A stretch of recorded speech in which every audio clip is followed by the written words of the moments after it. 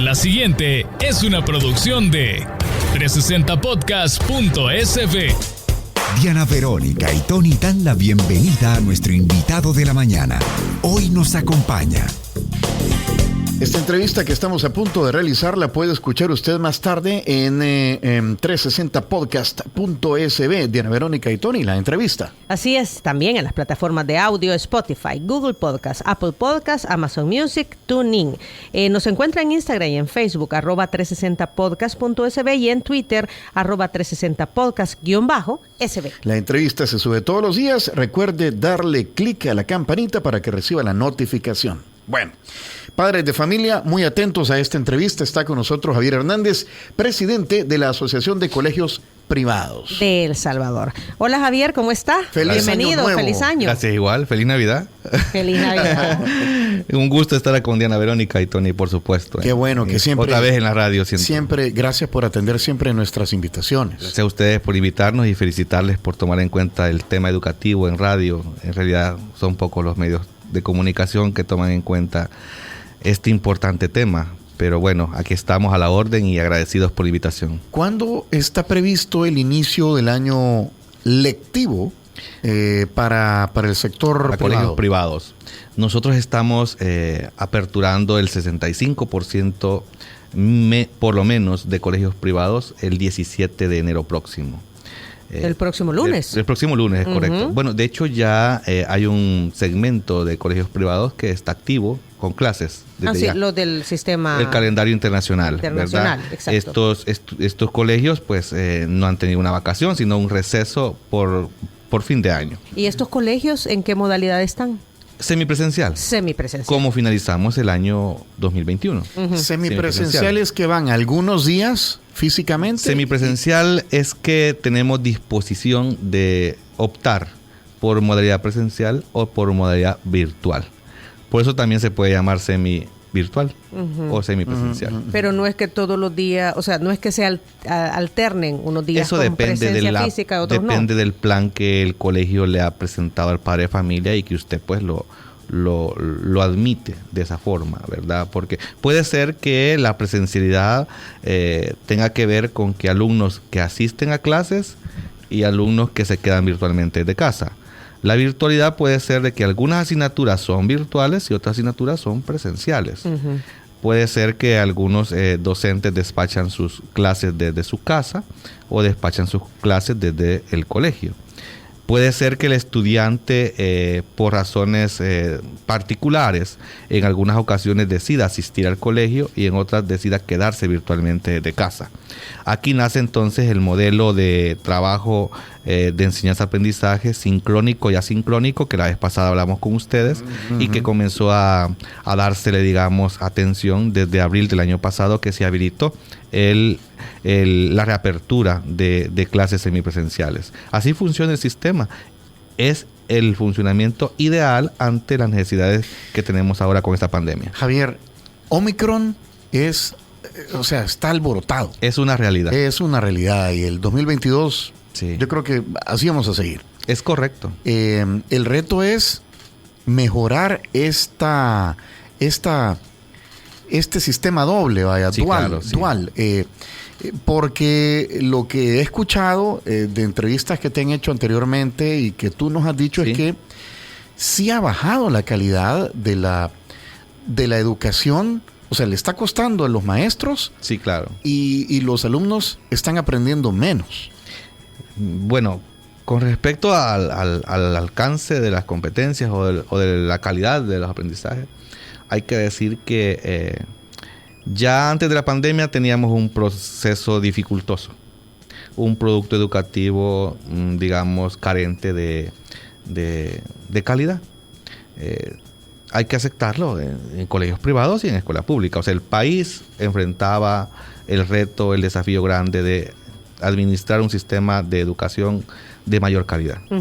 Y eso era antes de la pandemia. O sea, ya aquí en las universidades era fácil escuchar a catedráticos decir, pero es que me vienen bachilleres que no saben ni hablar. Pero es que me vienen bachilleres que ni siquiera saben escribir. Pero es que me vienen bachilleres que no saben redactar.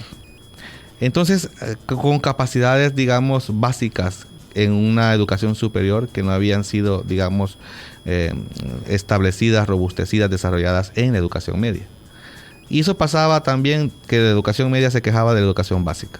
Y la educación básica se quejaba de la educación parvularia. O sea, había un déficit ya antes de la pandemia. O sea, los alumnos no salían con las competencias desarrolladas para el bachillerato. Y estamos hablando de competencias básicas, Diana.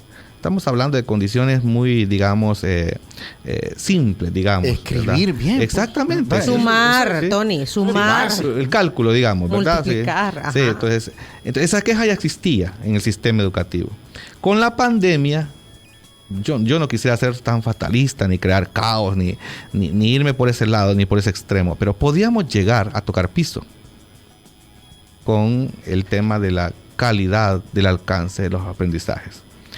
A tocar piso significa de que del mínimo que debió haberse realizado, de eso mínimo que debió haberse alcanzado, no se haya alcanzado ni siquiera eso mínimo.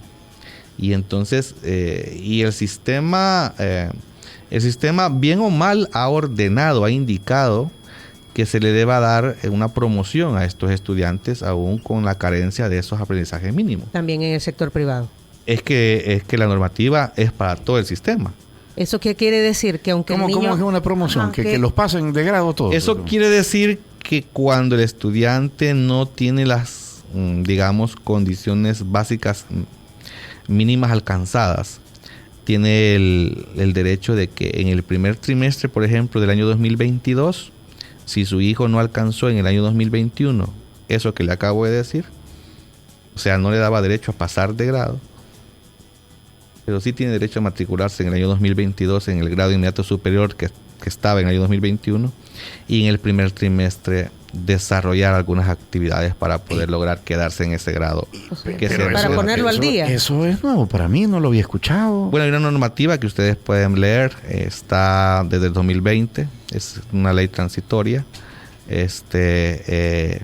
Se quedó vigente para el año 2021 y está vigente para el año 2022. Esto es como consecuencia de la pandemia. Este es como consecuencia de la atención que había que darle a un sistema educativo en el que el 2020 fue virtual 100%, en el que el año 2021 fue semipresencial y en que el año 2022 se piensa iniciar semipresencial y no sabemos cómo va a finalizar.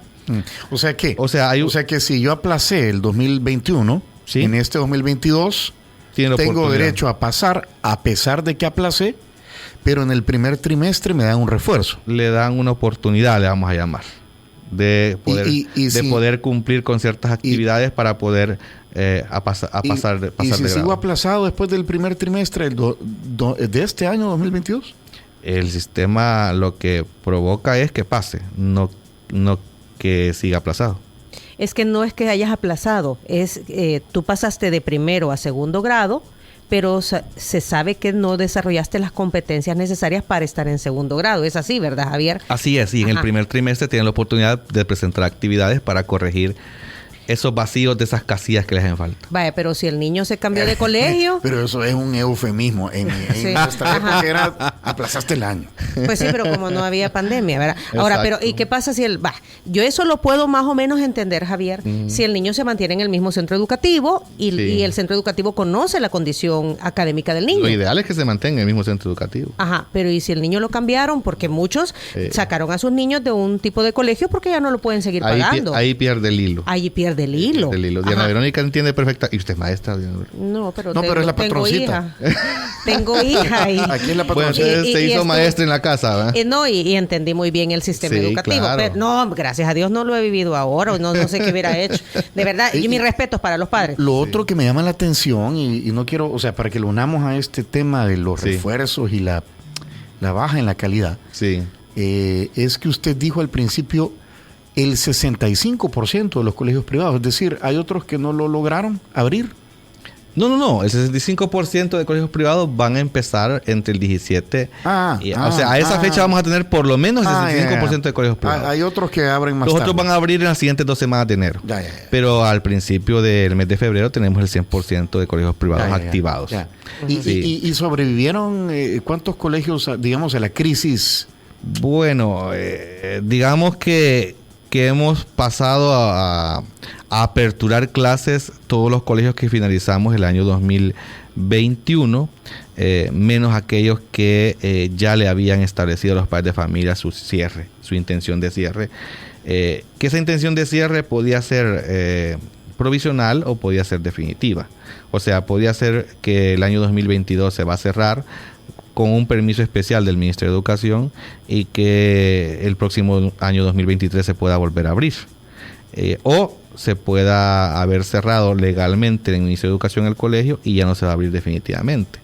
Entonces, en el mes de enero vamos nosotros a hacer el monitoreo final para poder establecer cuántos de verdad pues han logrado sobrevivir y aperturar el año 2022. Yo sí lo quisiera antes, si me permiten, no querer ganarme algún regaño del Ministerio de Educación en el sentido de que esta normativa para los colegios privados significa un reto importante, ¿verdad? Porque aquí yo quisiera reflexionar sobre la actuación de la familia, la actuación del centro educativo. O sea, si la familia actúa conscientemente sobre un esquema de deberes y de derechos en educación, si el centro educativo actúa sobre un esquema de deberes y derechos de educación, los casos de estudiantes con conocimientos, digamos, nulos o muy mínimos, realmente serían muy pocos.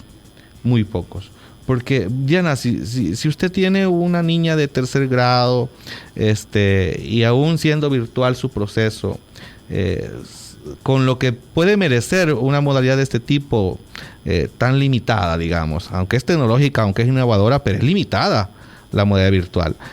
Usted como mamá, pues, si tiene los recursos para poder atender desde casa la virtualidad con su hija y ponerle a alguien que le acompañe, que le ayude, que la haga de instructora educativa, realmente no se va a ver en la modalidad de tener que ocupar esa ley transitoria en la que el primer trimestre del año escolar siguiente tenga que estar en procesos de ver si pasa o no pasa de grado. De refuerzo. Exactamente. No tendría que estar en esas condiciones. En realidad, el Ministerio de Educación, si no hubiese hecho esa normativa, habría que preguntarse con la normativa vigente, que es una normativa de promoción de estudiantes en tiempo de normalidad, así llamada entre comillas, mire, la reprobación del sistema educativo hubiera sido N estudiantes. Uh-huh. O sea, hubiéramos perdido generaciones de niveles de estudiantes. O sea, ¿quién hubiera pasado de grado en esas condiciones? Entonces, el Ministerio de Educación hizo lo propio en ese sentido. Sin embargo, la responsabilidad de la calidad de la aplicación de esa normativa recayó y recae sobre el grupo familiar y sobre la institución educativa. Pero en términos educativos, y usted sabrá mejor eso que yo, y por eso lo pregunto, ¿qué es mejor? Que un cipote repita el grado porque realmente no cumplió, no se pudo y necesita pues el refuerzo anual, o que lo pasen porque pues sí, ni modo, hay que dar la oportunidad y estamos en una pandemia. Bueno, eso es como un papá, ¿verdad?, que tiene su hijo y está buscando qué es lo menos peor, ¿verdad? El maestro, por ejemplo, y uno como maestro, por ejemplo, que va a enseñar matemática en un tercer grado, digamos, seguimos con ese grado. ¿Y qué espera el maestro en un tercer grado con un estudiante? Mínimamente que el estudiante pueda manejar la suma, la resta, la multiplicación, la división.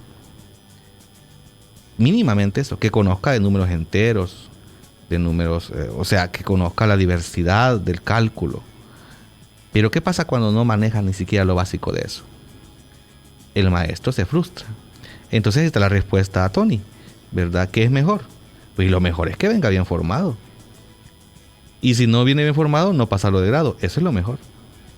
Pero, ¿se imagina usted cuánta gente se hubiera quejado de reprobar tanto? Y lo primero que van a decir es, si la pandemia no es culpa mía, va a decir papá. Javier, le voy a preguntar algo, ¿sí? Porque no lo he vivido. Sí. en tiempos de virtualidad por la COVID-19, ¿qué tanta información fidedigna nos dan las pruebas de las diferentes materias que cursan los niños?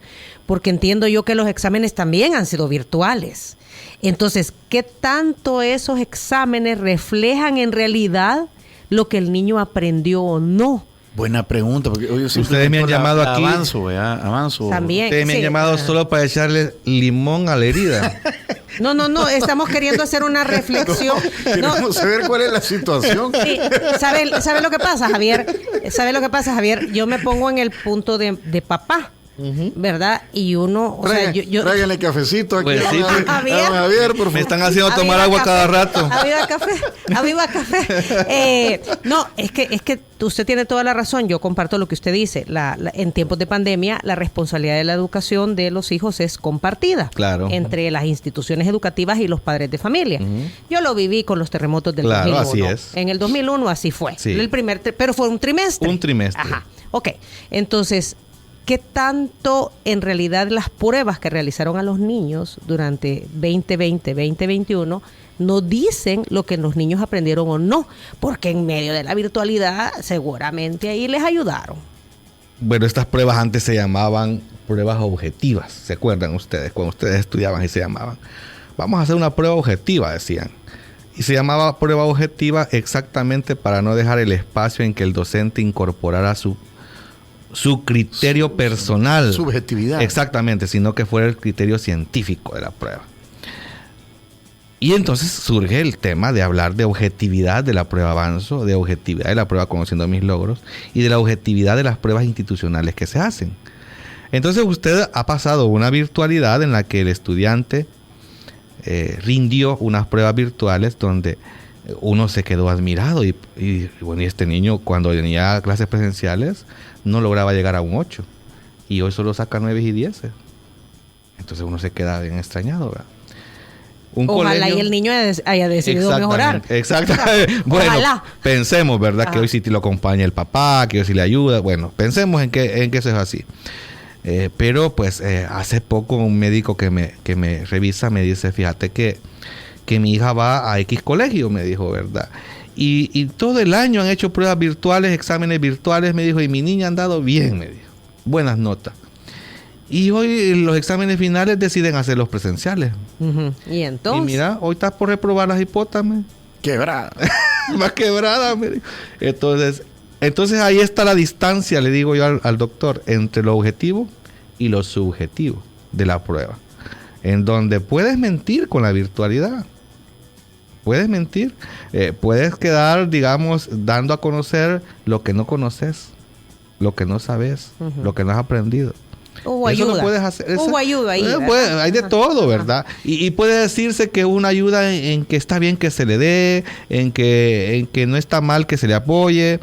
Pero en realidad, ¿qué es una prueba objetiva? Es una medición. Es una medición. Es una medición, exactamente. ¿No? ¿Y para qué mides? Bueno, para hacer un dictamen de mejora. Después, ¿sabe qué pasa? Y ya pasaba antes de la pandemia, que cuando llegan al mercado laboral, ahí va el trancazo de realidad con la vida, pues.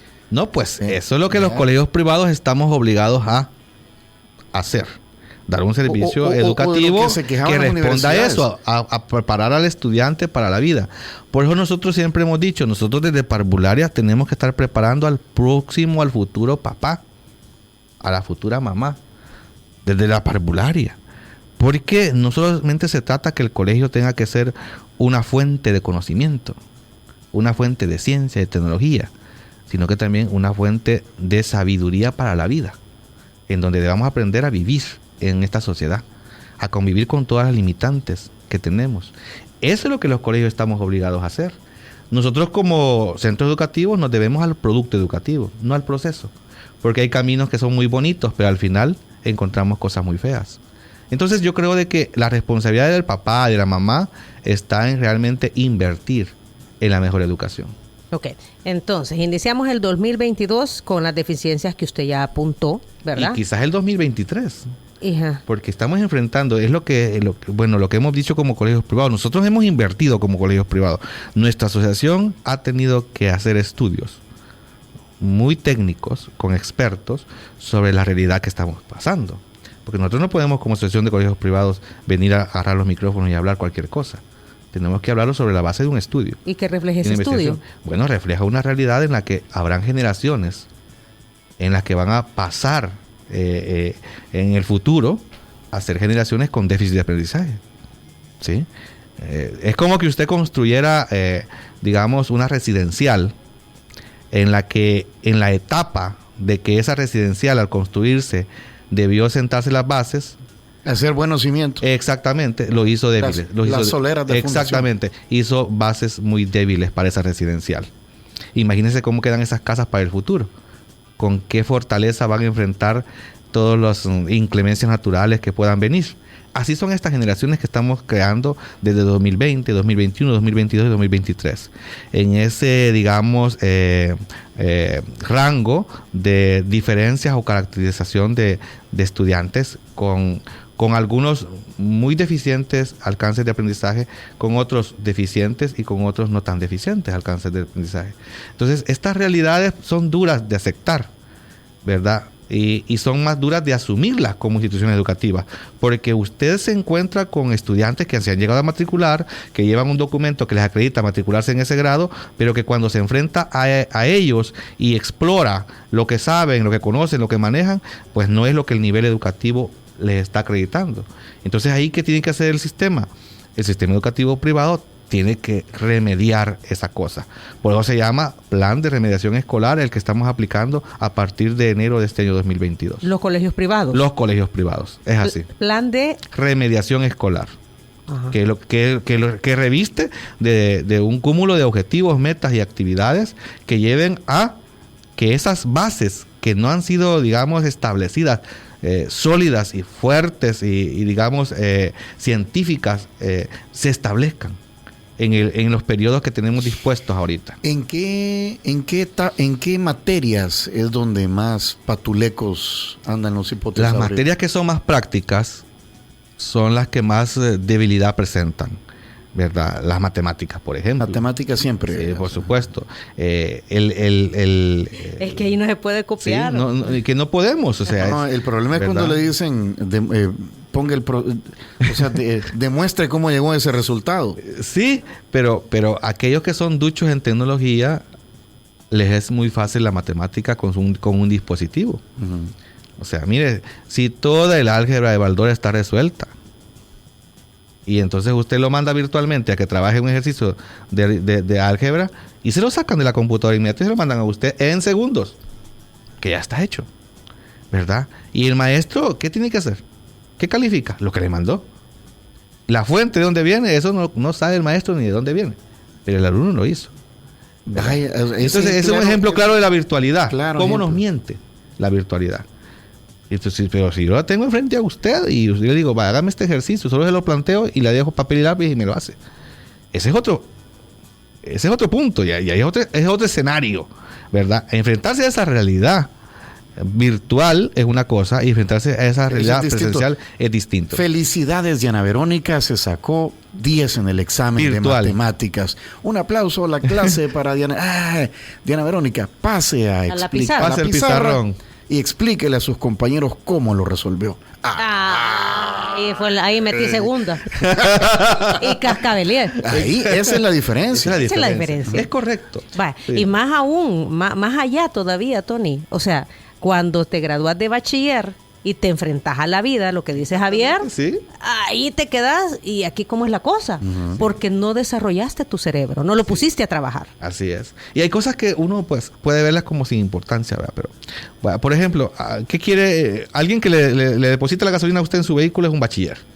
Ese es un bachiller, ¿verdad? Y el jefe de pista de la gasolinera, la prueba que le hace para contratarlo, ¿cuál creen que es? Le da papel y lápiz y le dice, vaya, súmame estos, y le pone números decimales. ¿Ya? 1.05 de dólar más 5.069 de dólar, y sumame eso, ahora multiplicámelo por 0.27. Si el estudiante no sabe sumar decimales, si el estudiante no sabe multiplicar decimales, no le dan el trabajo. Pero para eso hay computadora, señor. ¿Y no tienes computadora? Pero para eso hay calculadora. Pero si no hay calculadora. Pero para eso hay celular. ¿Y si no hay celular? Aquí, papá, tienes que estar a pie con el lápiz y con el papel. O sea, y me haces la cuenta para poder cobrar. Y si te equivocas, me fregas, etcétera. Entonces, hay unas competencias ahí mínimas adquiridas para bachilleres. Imagínese eso, usted podrá decir, y el bachiller no sabe sumar. Bueno, pero es que hay que saber sumar. ¿Y dónde se aprendió eso? Es la base de la matemática, las aritméticas. Después de aprender a hacer los gráficos y los números, hay que saber manejarlos. Y eso significa aprender esas habilidades y destrezas que si no están hechas, realmente es un fracaso de vida. Ya no se diga el tema del razonamiento, tener criterio propio, pensar por sí mismo. El sentido común, el menos común de los sentidos. Sí, Exactamente. Que no le den garabato a uno. Exactamente. Y el tema de la actitud es otro elemento que virtualmente no puede trabajar. De hecho, hemos tenido otras complicaciones serias como colegios privados. De hecho, cuando hablamos con ustedes al principio de la reapertura, la virtualidad, los colegios privados fuimos regañados, ¿verdad? Porque los papás comenzaron, como en ese tiempo era de encierro, y muchos papás sí estaban ya con el niño a la par recibiendo virtualmente sus clases, comenzaron a ver, hijo, pero ese es mucho trabajo para ti. El colegio te está mandando demasiada tarea. Y comenzaron a quejarse, ¿se acuerdan? Y el Ministerio de Educación dijo, los colegios privados deben de medir, dosificar las actividades para los estudiantes. Pero nosotros estamos haciendo algo a lo que estamos acostumbrados a hacer. Normalmente, a exigir aprendizajes normales, mínimos. Y eso les pareció un exceso. Y ese exceso fue regañado. Nosotros tuvimos como colegios privados que rediseñar un plan de trabajo en el cual el padre de familia, porque ya no estábamos tratando con el estudiante. Estábamos tratando también con el papá y con la mamá que estaba supervisando, tal vez no apoyar al niño en el aprendizaje, sino supervisando que el niño no se estresara, no le diera ansiedad por la carga de trabajo que el colegio le mandaba virtualmente. Pero eso significa que el padre de familia antes del 2020 no se involucraba en las tareas de los niños. Digamos que en algún porcentaje sí, ¿verdad? Pero recuérdese que hay un porcentaje de hogares, de hogares en el país, y hay que reconocerlo, que son de madres solteras, ¿verdad? O sea, la madre soltera tiene que ir a trabajar, y involucrarse en actividades del hogar le significa mucha dificultad. Pues sí, tiene que llegar a lavar, a hacer comida, planchar. Y de hecho, lo menos que tiene tiempo es de ir a revisar tareas. Sí, y de hecho esta madre de familia busca el colegio privado, en muchos casos. Porque la escuela pública... Si te tocó a ti. Sí, toca, ¿verdad? Sí, y fíjese que en la escuela pública la mamá tiene que ir a cocinar una vez al mes. Y hoy tiene que ir a hacer limpieza una vez al mes. Tiene que asistir a otras actividades de apoyo a su hijo o a su hija en la escuela pública. Y si trabaja, entonces dice la mamá, bueno, yo mejor voy a ponerlo en el colegio, porque en el colegio pues yo pago mi colegiatura y que me le enseñen a mi hijo. Entonces el padre de familia espera que en el colegio el apoyo que se le dé sea un apoyo en el que no estén esperando que el papá y la mamá tengan un acompañamiento, digamos, excelente, sino pues básico. Un acompañamiento básico. Un acompañamiento básico significa de que el padre de familia pues va a estar supervisando y atendiendo las necesidades básicas que tiene el estudiante. Eso es. Entonces, de esa forma es que nuestra sociedad está compuesta. Entonces, el apoyar al estudiante en el proceso de enseñanza-aprendizaje es una cosa que no es fácil. Primero porque, si es que mire, hacer educación realmente no es cualquiera. O sea, todos podemos hablar del sistema educativo, porque tenemos derecho a expresión, ahí se llama eso, ¿verdad? Libertad de expresión se llama. Ajá. Pues pueden opinar, pueden expresarse y todo eso. Pero en realidad el conductor o el productor del conocimiento requiere una preparación para eso. Y ahí es donde ha fracasado el sistema educativo y muchos sistemas educativos del mundo. Ahí es donde entra la pedagogía. Exactamente. Entonces la conducción de los aprendizajes en el mundo no presencial se convirtió en una apuesta o un desafío realmente en el cual muchos reprobamos. O sea, no nos pusimos a la altura de las exigencias con las limitantes que teníamos. Y ahí es donde nosotros realmente pues hemos fallado. Porque... bueno, ¿y qué hace usted con una generación magisterial no tecnológica? ¿Qué hace usted con esa generación de docentes? Y aquí las universidades tuvieron también su problema, con docentes que son muy excelentes docentes, que son catedráticos, ¿verdad?, magistrales, pero presencialmente. Pero virtualmente no. Virtualmente estos docentes catedráticos se vieron en serias dificultades cuando tuvieron que transmitir la cátedra vía una computadora, vía una plataforma de comunicación.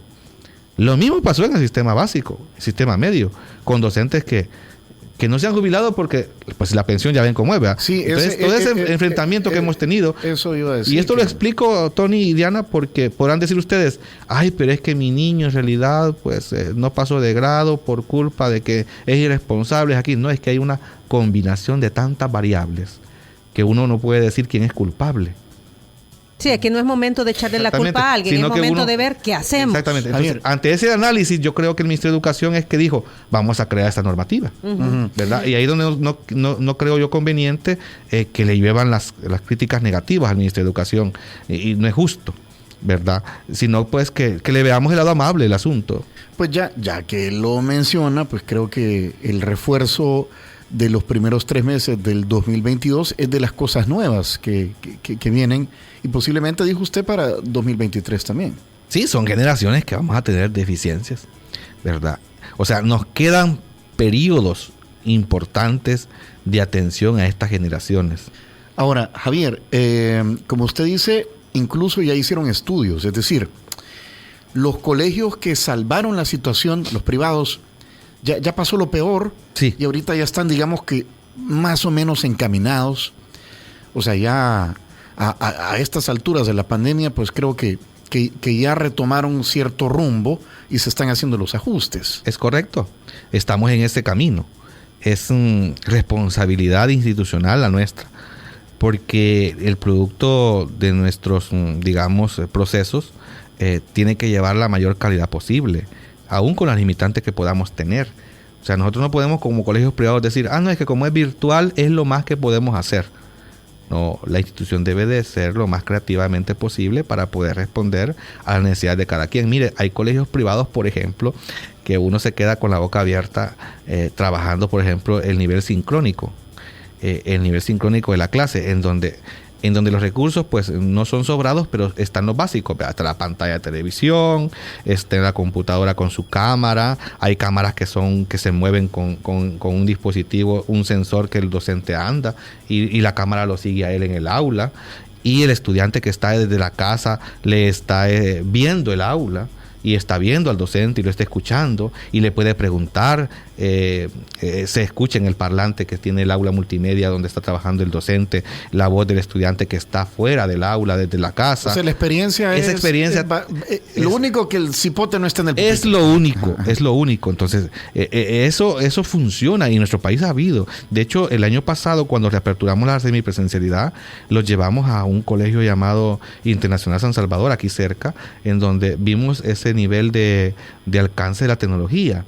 Lo que pasa es que ¿cuántos colegios podrán hacer eso? ¿Y cuántos hogares tendrán los dispositivos para poder hacer también eso, verdad? O sea, las realidades económicas de nuestro país también son limitadas. Bueno, y usted dijo algo al respecto, hablando de tecnología, sí, que esperaban del Ministerio de Educación apoyo con laptops, entendería yo, claro, ¿verdad? O computadoras con niños cuyos recursos económicos no le si bien es cierto están en los colegios privados, sí, los recursos económicos de su familia no les permiten tener una computadora. Es correcto, sí. ¿Verdad? Mira, ¿esas gestiones ya se están haciendo, Javier? Ya se hicieron esas gestiones, se hizo una solicitud pública al presidente de la República. ¿Y el gobierno lo ha entendido? Vamos a decir una cosa, Tony y Diana, y a nuestros amigos papás y mamás y estudiantes de colegios privados. Mientras el presidente Nayib Bukele nos diga que no, hay esperanza. Hay opiniones ahí de todo tipo, algunas que son muy de apoyo para nosotros y otras que son muy mezquinas, sin ofender con el término, ¿verdad? Pero bueno, el estudiante que se encuentra en nuestro colegio privado y que se encuentra en estado de vulnerabilidad económica es aquel que tiene un ingreso muy bajo diario en el hogar. Y en esas condiciones se encuentran los estudiantes que están recibiendo el beneficio del paquete escolar, incluida la computadora, en el sistema de educación pública. Por ese paquete escolar, los papás que tienen sus hijos en colegios privados, pagamos impuestos, y con esos impuestos se pagan esos paquetes. justo es entonces que estos estudiantes en estado de vulnerabilidad económica que están en colegios privados reciban este beneficio. ¿Tienen algún estudio de qué porcentaje de niños necesitan este apoyo? No menos de 100,000 estudiantes deberían recibirlo justamente ese paquete. Yo creo que el gobierno ya hizo esos estudios. Y acuérdense que han hecho aquí censo de población y vivienda y todo eso. Que están desfasados, ¿verdad? Que están desfasados, pero ya expresan una cantidad de vulnerabilidad económica de la población. Entonces ahí hay un dato. Pero también hay que decirlo, nuestros padres de familia, usted ha visto gente, por ejemplo, a pie ir a dejar a su hijo al colegio, con su mochila que va a trabajar el albañil, con la señora que va a lavar y a planchar, con la señora que va a vender tostadas. Sí, usted ha visto eso en nuestros colegios y ahí están los estudiantes, ¿verdad? Y también usted ha visto padres de familia con automóviles que son propios y muy ostentosos ir a dejar estudiantes a escuelas públicas. Entonces a usted haga la diferencia y veamos qué es justo y qué no es justo en este país. Entonces el presidente Bukele conoce los colegios privados. La primera dama conoce los colegios privados.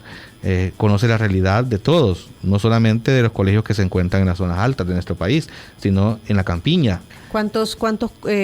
¿Qué población de estudiantes tienen los colegios privados en el país, Javier? Bueno, nosotros hemos alcanzado un pico máximo de 225,000 estudiantes en los últimos 5 años. De los cuales 100,000 necesitan ese apoyo. 100,000 mínimamente necesitarían ese apoyo. O sea, estamos hablando de un 40%. Es correcto. Por lo menos. Es correcto. Y yo creo que sí vamos a ser atendidos. Tengo esa fe. Y les aliento a los papás y a las mamás de que eso primero Dios pueda pasar. Debido a lo siguiente, mire, en la escuela pública no se le ha dado a parvularia 4, 5 y 6 años la tablet que se le iba a dar. No se le ha dado a primero, segundo y tercer grado tampoco. Y a cuarto grado no se le ha dado computadora. Puede ser que en este primer trimestre se solvente eso. Si después de haber pasado eso, yo no creo que se le dificulte al presidente Bukele toma la decisión de decirle a los estudiantes en estado de vulnerabilidad económica del sector educativo privado se les van a dar computadoras y tablets. ¿Cómo haría usted cómo haría la Asociación de Colegios Privados para determinar el rango de nivel socioeconómico? O sea, ¿quiénes tendrían derecho, digamos, a este subsidio gubernamental para la educación? Vaya, llamémoslo así. Mire, con solo demostrar que el ingreso familiar del grupo o del hogar es al mes de un sueldo mínimo, ya es merecido estar en un estado de vulnerabilidad económica. Es que el sueldo mínimo en este país ya es un estado de vulnerabilidad económica. ¿Y para qué le alcanza? ¿Cuánto es diariamente el ingreso? Entonces, ese padre, esa madre de familia, mínimamente ya se merece tener ese privilegio de que el Estado pues le pueda apoyar. Pero con salario mínimo logra enviar a su hijo a un colegio privado. Sí, claro que sí, es que hay colegios privados muy económicos. Hay colegios privados que tienen cuotas de $15, de $10 mensuales. Es que lo que pasa es que tal vez tenemos el concepto de colegio privado caro, ¿verdad? Pero no, hay colegios privados, como usted dice, Javier, de personas de escasos recursos. Mire, yo tengo colegios privados que no cobran nada. Que sobreviven porque hay un hermanamiento internacional que lo mantiene. Hay colegios privados que cobran muy mínimo, solamente para poder subsistir para algunos servicios. Yo tengo colegios privados. Lo demás tienen una ayuda internacional. Exactamente. Hay colegios privados que tienen $10 de colegiatura y tengo colegios privados que tienen $300 de colegiatura. O sea, tengo de todo tipo de colegios. Y 300 todavía es poquito. Exacto, es poquito, así es. Mi asociación es una asociación de amplio participación. O sea, no discriminamos a ningún tipo de colegio por ninguna razón. Por eso es que es la más grande del país. Y en ese sentido nosotros sí vemos positivo el apoyo de este paquete escolar para estudiantes de colegios privados. Y que quede claro para nuestros amigos, respetable audiencia, no es para los colegios. Es para los estudiantes de los colegios. En tiempos de coronavirus y en tiempos de Omicron, ¿cómo piensan iniciar el año escolar?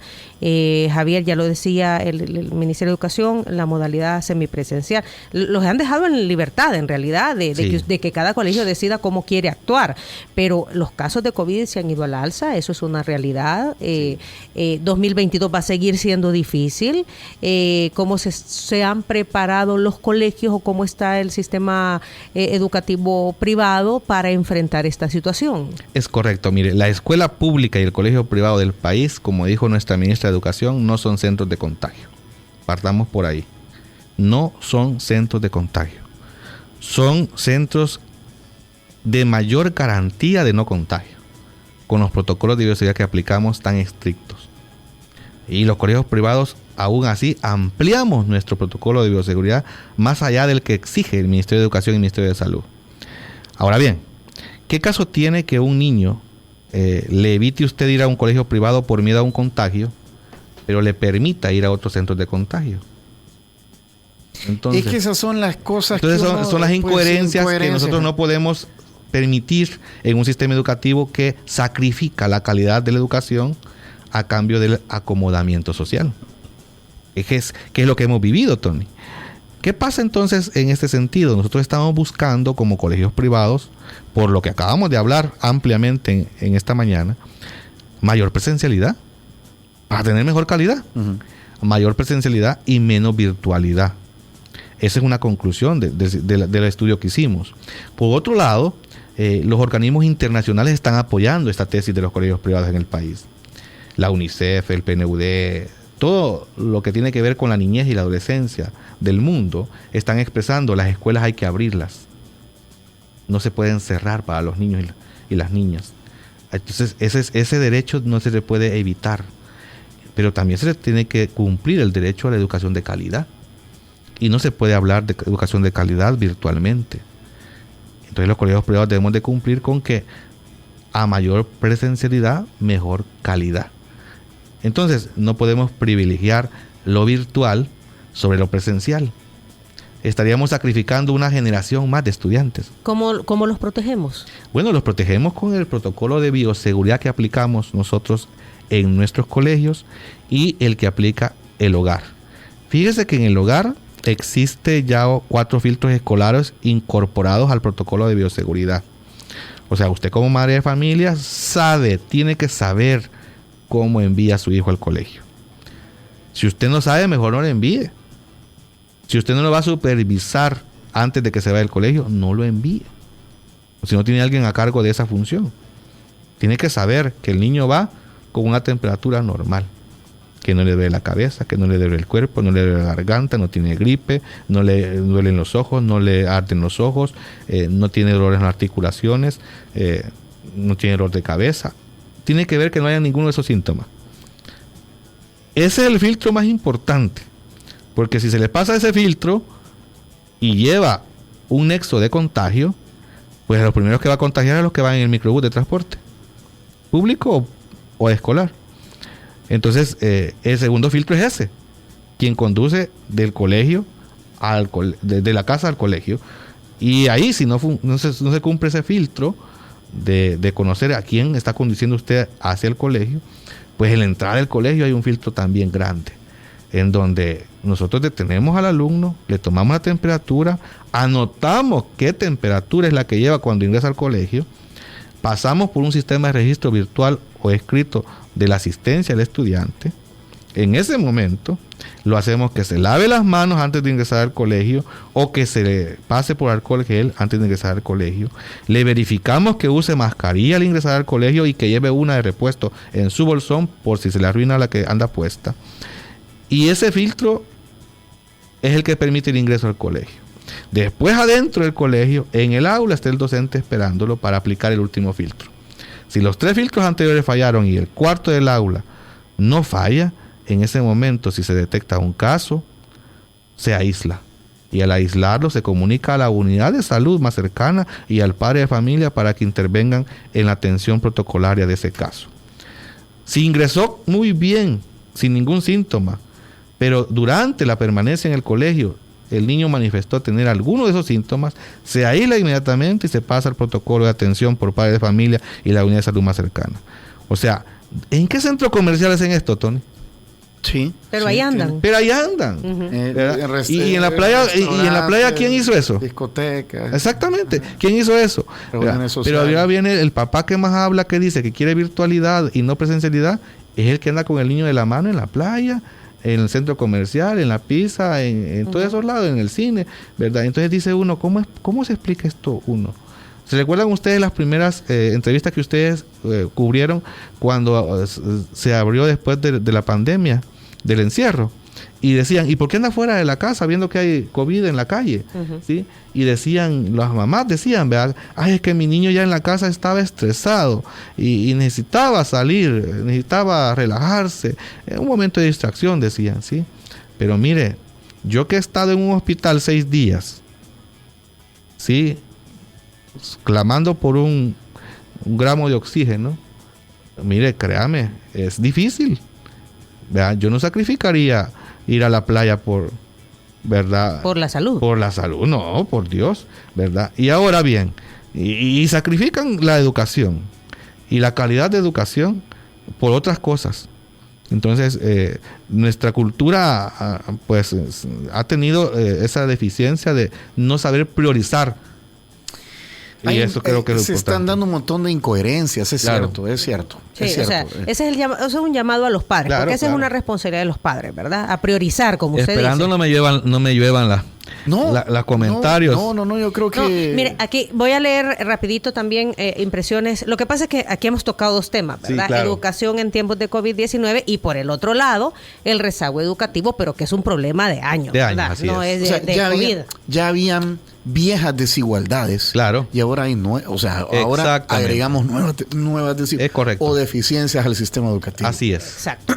A distancia, dice, así que a la fecha los colegios no han evolucionado, siguen como en el 2020, solo trasladaron las clases a las casas. El sistema de educación a distancia requiere diferente metodología, por eso el problema de los resultados en las evaluaciones. A distancia lo han reducido a sentar a los niños frente a la computadora y que el profesor esté hablando.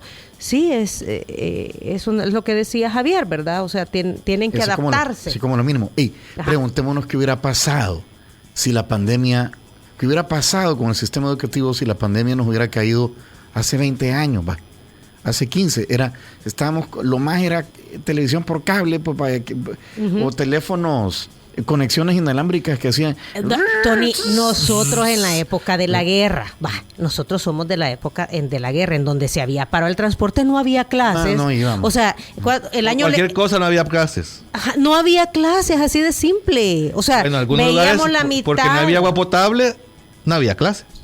Sí, o sea, ¿cuántas son las horas que uno debe cumplir en el año lectivo? 200 días. 200 días. Si con suerte íbamos 100 días al colegio en esa época. El calendario de ese tiempo era 180 días. Vaya, yo le aseguro que íbamos la mitad, Javier. Sí, así es. Y aquí estamos, pero correcto. También es preocupación también de los padres involucrarse, ¿verdad? Sí. No digamos clases prácticas en la universidad como radio, televisión, cirugía en el caso de los doctores. No, eso está rezagado. Y los mismos médicos. Pregunte usted cuándo egresó ese doctor que la va a intervenir quirúrgicamente para que... sí. De la camilla. Y usted cuando recibió clases virtuales. Perdón que insista. A ver, ¿qué miden? ¿Competencias, saber hacer, comprender o miden guayabiarse? Porque esas pruebas objetivas esos son. Perdón que insista, pero después de escuchar que la virtualidad es el problema, debo preguntar, ¿no se trata de la metodología empleada por el maestro para evaluar a su estudiante? Que el maestro diseñe la prueba para evaluar la competencia y que ya no sigan desvirtuando la modalidad virtual. Bueno, yo no he desvirtuado la modalidad virtual. He dicho que para algunas asignaturas sí sirve la modalidad virtual, pero no para todas. Sí, no para todos. No sí, para todos. ahí veíamos. Bueno, sí. Aunque eso ya estamos hablando de la universidad. En la medicina, por ejemplo. Sí, pero ahí estamos viendo universidad y aquí estamos hablando hasta bachillerato, ¿verdad? Yo quisiera ver a un niño de 3 años, por ejemplo, recibiendo clases virtuales y sin acompañamiento de nadie. Sí, no. Eso no. O sea, hay que ser práctico, ¿verdad? La educación no es una cosa sencilla, pues, ¿verdad? Es un gran reto. Entonces, 65% de los colegios privados arrancan ya el próximo lunes. Sí. Ya están más o menos encaminados. Es correcto. digamos, lo único que ustedes le piden al Estado es, digamos, un acompañamiento también en brindar computadoras, tablets. Para los estudiantes. Del sector privado menos favorecidos. Es correcto, así es. Es correcto. Y lo otro, pedir el apoyo de los padres de familias en ser responsables también con el manejo de sus hijos. El manejo y sus responsabilidades económicas con todos los recursos. Es que mire... no, me referiría a todos los protocolos. Por supuesto, claro, por supuesto. El que el padre de familia decida quedarse virtualmente o quedarse presencialmente es un derecho que la ley le da. Y eso lo respetamos nosotros. Y vamos a tener que trabajar de esa forma. O sea, si un papá dice yo quiero virtual, pues virtual se le va a tener que trabajar. Sin embargo, tiene que estar consciente que su hijo virtualmente no va a alcanzar las competencias como si asistiera presencialmente. Eso está clarísimo. Sí, y más en aquellas asignaturas de formación práctica o procedimental y aquellas asignaturas de formación actitudinal. O sea, el respeto es un valor que se adquiere practicándolo. Sí, lo que pasa es que hay cosas que uno aprende en el colegio o en los centros educativos que no tienen que ver con la academia, académicamente hablando. Exactamente. Estamos hablando del valor de la solidaridad, de la colaboración, responsabilidad, puntualidad. Todo eso, correcto, así es. Estoy leyendo aquí un artículo sobre la educación en tiempos de pandemia. Dice, partimos de una conjetura. Uno de los efectos de la emergencia sanitaria es la reconfiguración de las relaciones vigentes entre las escuelas, las tecnologías, la sociedad y el Estado. El pase acelerado de la modalidad remota colocó en la agenda de conversación de la política pública una serie de cuestiones que hasta antes eran reservadas al interés de los planes de negocios corporativos de las empresas o la reivindicación política de programas de distribución de equipamiento. Es correcto. Es correcto.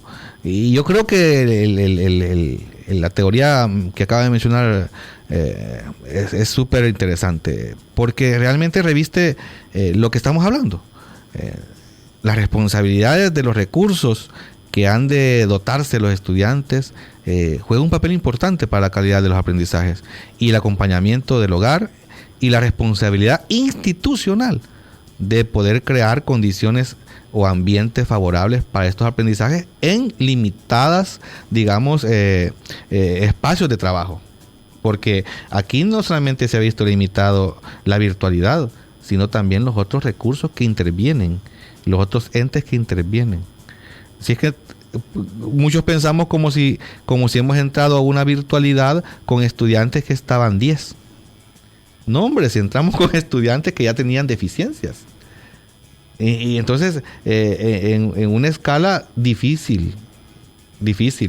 ¿Cómo podríamos intervenir como instituciones educativas? Bueno, tenemos que crear planes para saber a dónde vamos, organizarnos para poder saber qué nos toca hacer, proyectarnos para saber a dónde queremos llegar.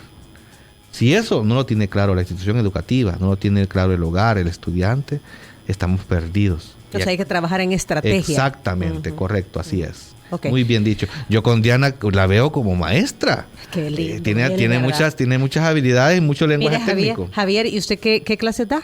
Yo trabajo, ya pasó mi tiempo de catedrático. Ya no da clases. Ya no doy clases en la universidad. La verdad que no me queda tiempo. Pienso regresar porque me hace falta. Estoy en educación básica pública. Este año me han asignado 6º grado.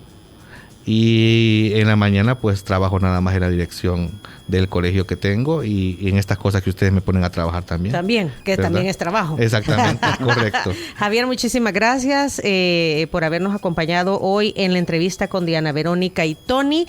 Le vamos a hacer entrega de un obsequio de nuestros amigos de Robertoni. Aquí lleva pasta. Esa bolsa es para Muchas gracias, muy amable. Lleva Qué rico pasta se ve. Para llevar a cocinar a su casa. Gracias, ¿verdad? Robertoni. También agradecemos a San Martín, ya vinieron los desayunos, ya los vamos a repartir. Agradecemos a todos los que están pendientes de la entrevista con Diana Verónica y Tony. Más tarde la podrán escuchar en 360 Podcast, Tony.